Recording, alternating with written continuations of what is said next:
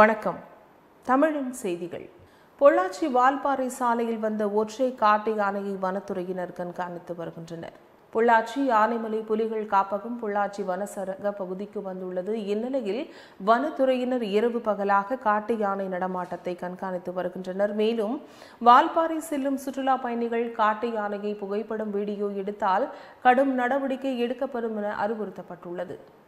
பெரம்பலூரில் மாமன்னர் திருமலை நாயக்கர் 442வது ஜெயந்தி விழா மிகச்சிறப்பாக கொண்டாடப்பட்டது. பெரம்பலூரில் மாமன்னர் திருமலை நாயக்கர் 442வது ஜெயந்தி விழா மிகச்சிறப்பாக கொண்டாடப்பட்டது. இதில் ராணி மங்கம்மாள் அறக்கட்டளை நிறுவன தலைவர் புவனேந்திரன் தலைமையில் தமிழக நாயுடு சங்க கூட்டமைப்பு மற்றும் பொதுச் செயலாளர் ரங்கராஜ் நாயுடு, கண்ணபிரான் நாயுடு, அழகேச நாயுடு, பேரன் இ கண்ணன், எக்ஸ் கவுன்சிலர், இளைஞர் அணி தலைவர் புவை ராமநாதன், மகளிர் அணி சார்பாக நதியா நாயுடு மற்றும் சூரியகுமார் ராஜ் நாயுடு, டெலிபோன் சேகர், சரத் வரதராஜ், கிருஷ்ணமூர்த்தி மற்றும் அனைத்து நாயுடு சொந்தங்களும் கலந்து கொண்டனர்.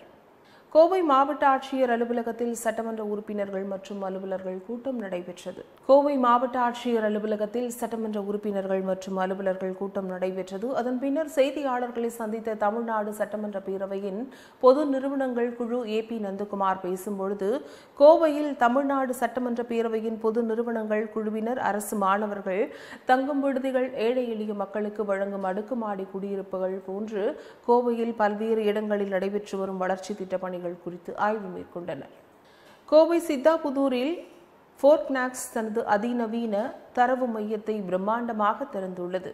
கோவை சித்தாபுதூரில் ஃபோர்ட்நாக்ஸ் தனது அதிநவீன தரவு மையத்தை பிரம்மாண்டமாக திறந்துள்ளது. இந்நிலையில் நடைபெற்ற அதிகாரப்பூர்வ தொடக்க விழாவில் தொழில்துறை தலைவர்கள், அரசு அதிகாரிகள் மற்றும் முக்கிய பங்குதாரர்கள் கலந்து கொண்டனர். மேலும் ஃபோர்ட்நாக்ஸின் புதிய தரவு மையம் கிளவுட் கம்ப்யூட்டிங், சைபர் செக்யூரிட்டி மற்றும் ஆற்றல் திறனுள்ள தொழில்நுட்பத்தில் சமீபத்திய முன்னேற்றங்களை கொண்டுள்ளது.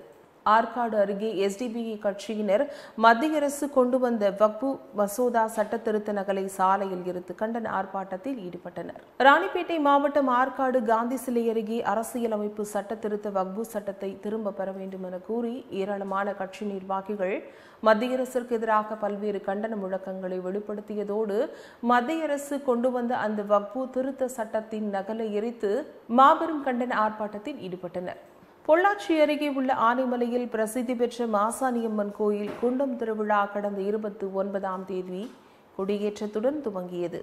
பொள்ளாச்சி அருகே உள்ள ஆனைமலையில் பிரசித்தி பெற்ற மாசாணியம்மன் கோயில் குண்டம் திருவிழா கடந்த 29ஆம் தேதி கொடியேற்றத்துடன் துவங்கியது. விழாவின் முக்கிய நிகழ்வான குண்டம் இறங்கும் நிகழ்ச்சி இன்று காலை துவங்கியது. இதில் 35 அடி குண்டத்திற்கு தீபாராதனை காட்டப்பட்டு பூப்பந்து உருட்டி மாசாணியம்மன் கோயில் பூசாரி மற்றும் முறைதாரர்கள் ஏபி மனோகரன் தலைமையில் குண்டம் இறங்கினர். இதனைத் தொடர்ந்து 600க்கும் மேற்பட்ட போலீசார் பாதுகாப்பு பணியில் ஈடுபடுத்தப்பட்டிருந்தனர். இந்த குண்டம் திருவிழாவிற்கு முரளிகிருஷ்ணன், விஜயலட்சுமி, ஈஸ்வர சுவாமி, கணபதி ராஜ்குமார், சாந்தலிங்ககுமார், டாக்டர் செந்தில்குமார், எஸ்பி வேலுமணி, சேமா வேலுச்சாமி உட்பட நிர்வாகிகள் பலர் கலந்து கொண்டனர். கன்னியாகுமரி மாவட்டம் திக்கனங்கோடு அருகே அதிவேகத்தில் வந்த கனிம வள லாரி மின்கம்பத்தில் மோதி விபத்து ஏற்படுத்திய சிசிடிவி காட்சிகள் வெளியாகியுள்ளது.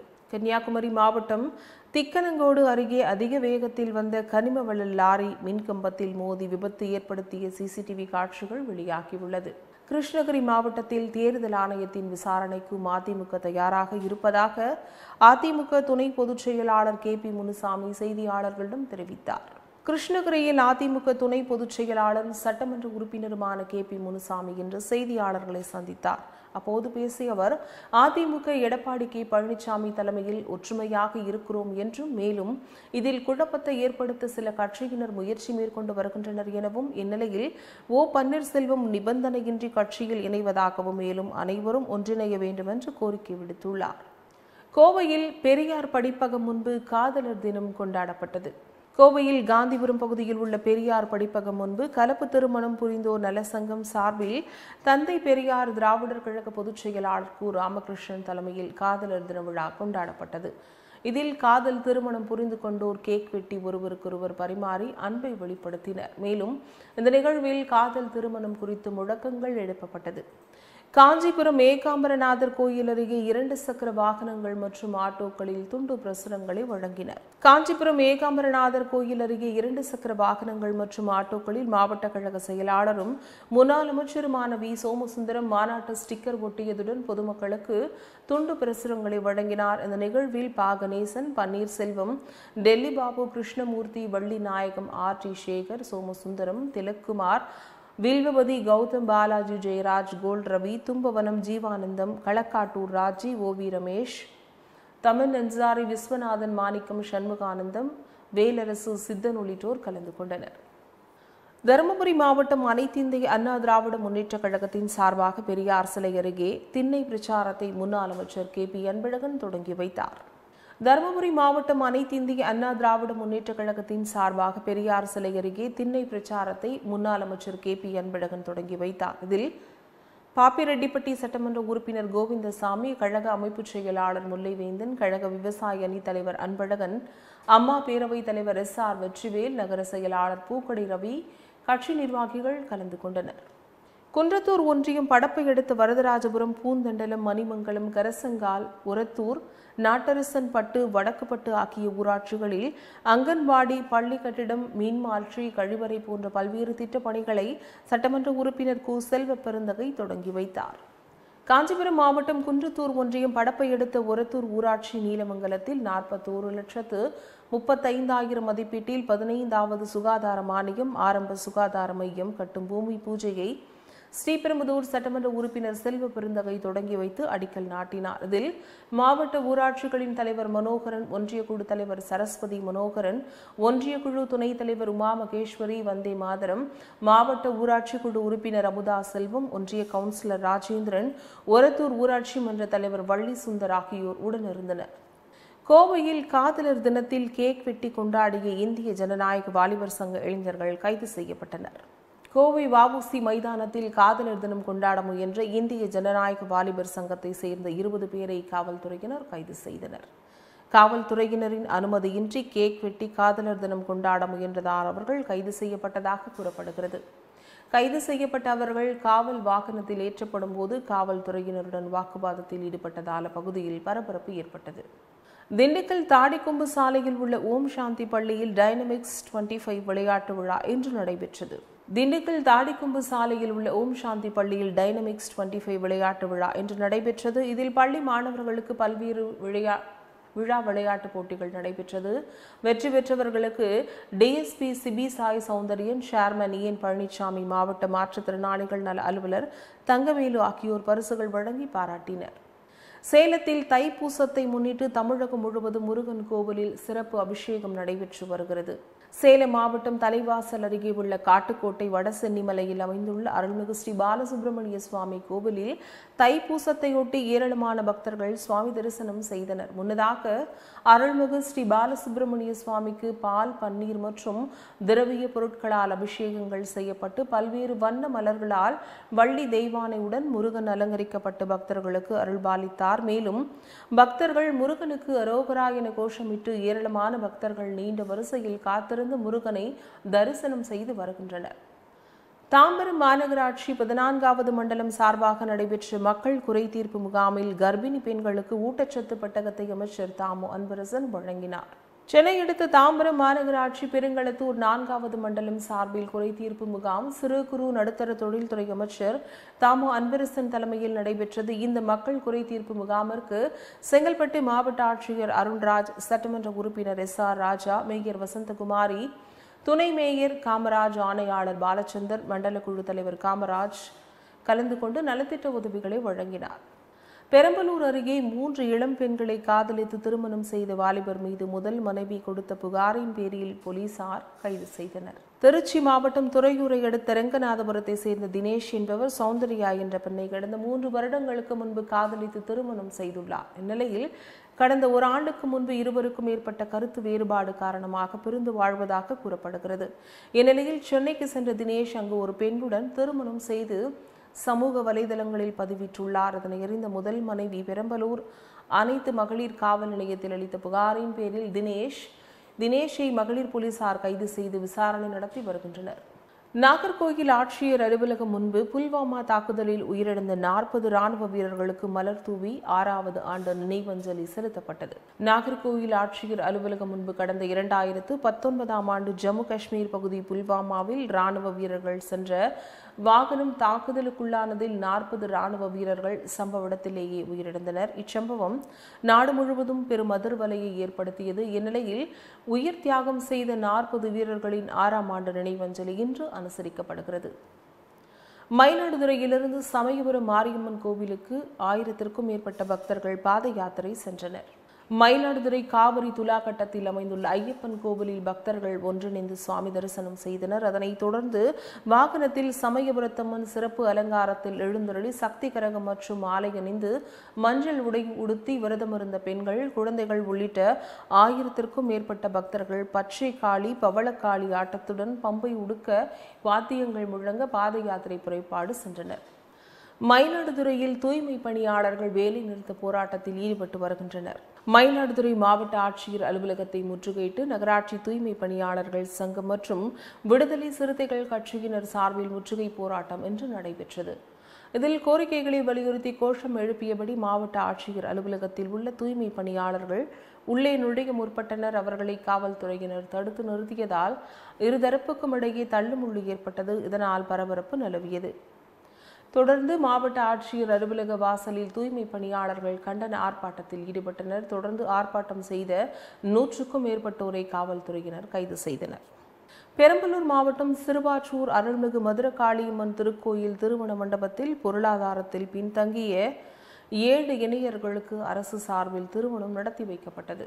பெரம்பலூர் மாவட்டம் சிறுவாச்சூர் அருள்மிகு மதுரகாளியம்மன் திருக்கோயிலுக்கு சொந்தமான திருமண மண்டபத்தில் இந்து சமய அறநிலையத்துறையின் சார்பில் பொருளாதாரத்தில் பின்தங்கிய 7 இணையர்களுக்கு இன்று தமிழ்நாடு அரசு சார்பில் திருமணம் நடத்தி வைக்கப்பட்டது. இவ்விழாவில் பெரம்பலூர் சட்டமன்ற உறுப்பினர் மா பிரபாகரன், இந்து சமய அறநிலையத்துறையின் மாவட்ட நியமன குழு தலைவர் கலியபெருமாள் ஆகியோர் கலந்து கொண்டு திருமணத்தை நடத்தி வைத்து சிறப்பித்தனர்.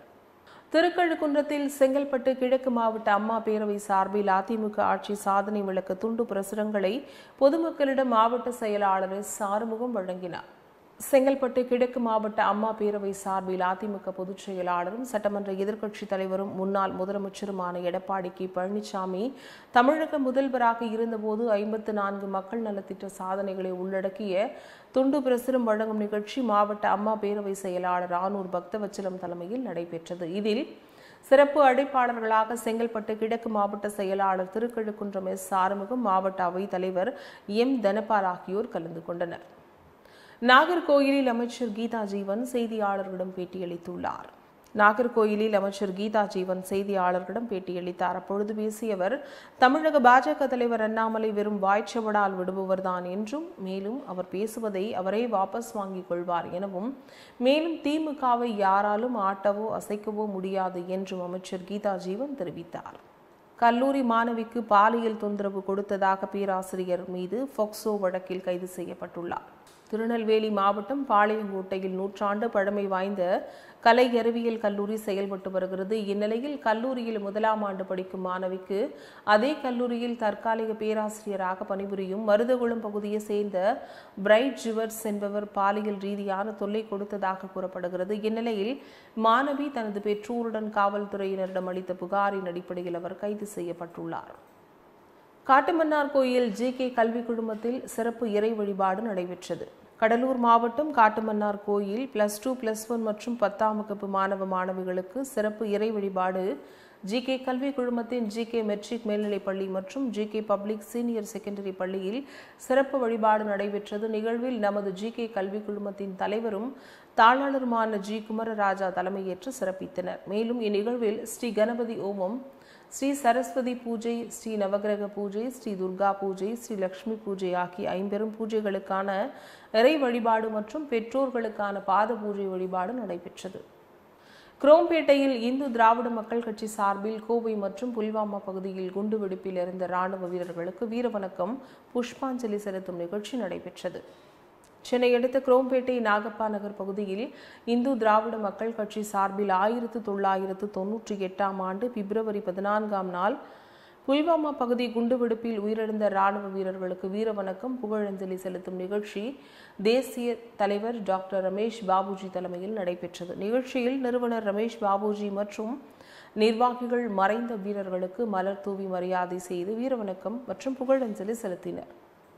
தருமபுரி மாவட்டம் அரூர் அருகே சாலையில் சென்று கொண்டிருந்த கார் ஒன்று திடீரென தீப்பிடித்து எரிந்து அதிர்ச்சி சம்பவம் பரபரப்பை ஏற்படுத்தியது. தென்கரைக்கோட்டை பகுதியை சேர்ந்த ஆசிப் ஜான் என்பவர் அரூர் நோக்கி டாடா இண்டிகா காரில் வந்துள்ளார். இந்நிலையில் தொட்டம்பட்டி தேசிய நெடுஞ்சாலையில் உள்ள பேருந்து நிறுத்தம் அருகே வந்தபோது அந்த கார் திடீரென தீப்பற்றி எரிய ஆரம்பித்தது. இதனை கண்ட ஆசிப் ஜான் காரை நிறுத்திவிட்டு வெளியேறியுள்ளார். மளமளவென தீ பற்றி எரிய ஆரம்பித்த நிலையில் உடனடியாக அருகே இருந்தவர்கள் தீயணைப்பு துறையினருக்கு தகவல் தெரிவித்தனர். தகவலை தொடர்ந்து அங்கு விரைந்து வந்த தீயணைப்பு துறையினர் தீயை அணைத்தனர். இதனால் கார் முழுவதும் தீப்பற்றி எரிந்து முற்றிலும் நாசமாகியது. தேசிய நெடுஞ்சாலையில் சென்ற கார் ஒன்று திடீரென தீப்பற்றி எரிந்த சம்பவம் அப்பகுதியில் பரபரப்பை ஏற்படுத்தியது. சேலத்தில் சாமானிய மக்களுக்கு எதிராக செயல்படும் மாஃபியாக்களை இரும்பு கரம் கொண்டு கைது செய்ய வேண்டும் என தமிழக முதல்வருக்கு மக்கள் தேசம் கட்சியின் தலைவர் ஆசை தம்பி வலியுறுத்தியுள்ளார். சேலத்தில் நடைபெற்ற ஆர்ப்பாட்டத்திற்கு காவல்துறையினர் இரும்பு கரம் கொண்டு தங்களை அடக்க முற்பட்டதை போல அரசு அதிகாரிகளின் ஒப்புதலோடு தமிழகத்தில் வலம் வந்து கொண்டிருக்கும் போன்ற மாஃபியாக்களை தமிழக அரசு இரும்பு கரம் கொண்டு கைது செய்ய வேண்டும் என்றும், தவறும் பட்சத்தில் இந்த கோரிக்கையை வலியுறுத்தி தமிழக அளவில் மிகப்பெரிய அளவிலான போராட்டம் விரைவில் நடத்தப்படும் என்றும் மக்கள் தேசம் கட்சியின் தலைவர் ஆசை தம்பி எச்சரிக்கை விடுத்தார். இந்த ஆர்ப்பாட்டத்தில் கட்சியின் மாநில செயலாளர் சுலைமான் உட்பட மாநில, மாவட்ட மற்றும் நகர நிர்வாகிகள் ஏராளமானோர் கலந்து கொண்டனர். விழுப்புரம் மற்றும் வானூர் சட்டமன்ற தொகுதிகளை உள்ளடக்கிய விழுப்புரம் மத்திய மாவட்டத்திற்கு புதிய மாவட்ட பொறுப்பாளரை கழக பொதுச் செயலாளர் துரைமுருகன் அறிவித்துள்ளார். விழுப்புரம் மத்திய மாவட்ட பொறுப்பாளராக விழுப்புரம் சட்டமன்ற உறுப்பினர் மருத்துவர் லக்ஷ்மணன் நியமனம் செய்யப்பட்டுள்ளார். இதனைத் தொடர்ந்து விழுப்புரம் மாவட்ட திமுக இளைஞரணி அமைப்பாளர் சே மணிகண்டன் தலைமையில் பட்டாசுகள் வெடித்து பொதுமக்களுக்கு இனிப்புகள் வழங்கி கொண்டாடப்பட்டது. இதில் 13வது வார்டு செயலாளர் ரவிச்சந்திரன், துணை அமைப்பாளர் வெற்றிவேல், பிரபுதேவா, கோபி, கழக கதிர் மற்றும் கழக நிர்வாகிகள் உடனிருந்தனர். புதுக்கோட்டையில் 6 கோடி ரூபாய் செலவில் கட்டப்பட்டுள்ள அரசு கட்டிடம் பல குறைபாடுகளுடன் திறக்கப்பட்டுள்ளது. புதுக்கோட்டையில் நடைபெற்ற நிகழ்ச்சியில் மாவட்ட ஆட்சியர் அருணா பங்கேற்றார். பின்னர் கட்டிடப் பணிகளை ஆய்வு மேற்கொண்ட ஆட்சியர் அருணா கட்டிடத்தில் பல குறைபாடுகள் இருப்பதை கண்டு அதிகாரிகளை கடிந்து கொண்டார். மேலும் ஆண்கள் கழிப்பறையில் தண்ணீர் பை பொருத்தப்படாமலே இருந்ததை கண்டு அதிகாரியிடம் கேள்வி எழுப்பினார். எனவே இவற்றை உடனடியாக சரி செய்ய வேண்டும் என மாவட்ட ஆட்சியர் அதிகாரிகளுக்கு உத்தரவிட்டுள்ளார்.